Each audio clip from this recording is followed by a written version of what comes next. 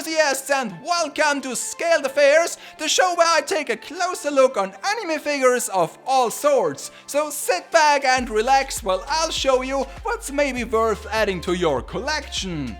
Today's figure is this lovely scale figure of Kokoa from the crossover game Kirara Fantasia. Hoto Kokoa, originally a character from the series Is the Order a Rabbit, comes to you in a window box that has only one front cutout, leaving much space for design elements and pictures from the actual figure. I do like the overall style of this box, but I noticed that the pictures on the back did not show you the second mounting heel that connects to her left feet, but I will cover this later. First, let's unwrap her. Inside the box you will find the figure embedded in a plastic blister that also holds her base with this long swan neck shaped bar, the coffee cup, and on the back side in its own separate layer the fantasy sword. Because of this two-layer configuration, the blister is really sturdy and surprisingly heavy. Mounting Kokoa is very easy since both her main support bar and the secondary one are accurate and fixed in place, but as I mentioned before, the lower support for her left feet apparently was removed from the pictures on the box. It gives the figure a much better stand, but now you have this kinda ugly transparent plastic bump on her base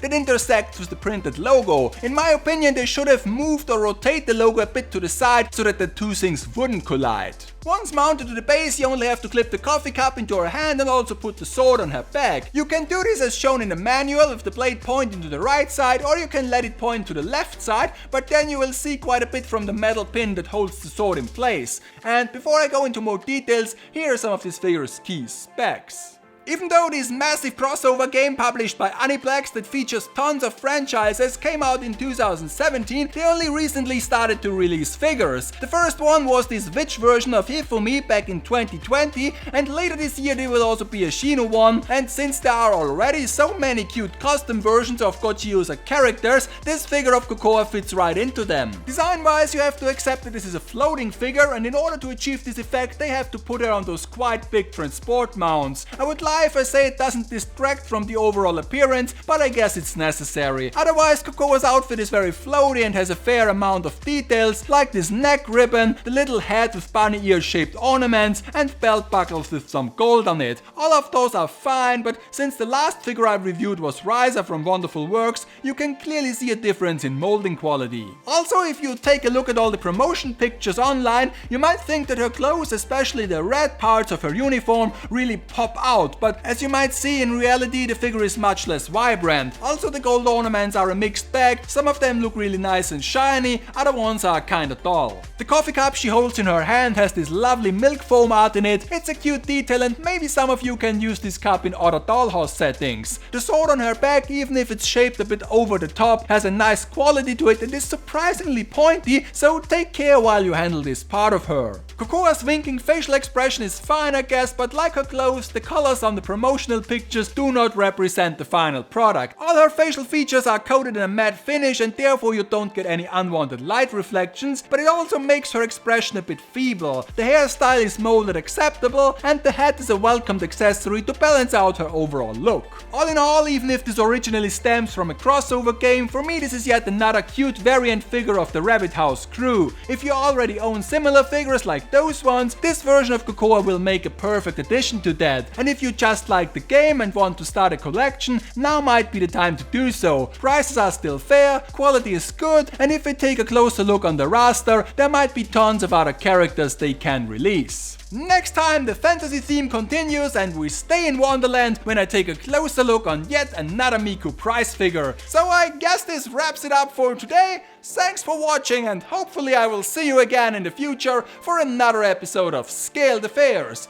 Until then, take care, keep collecting, and sacrifice your wallet, kun!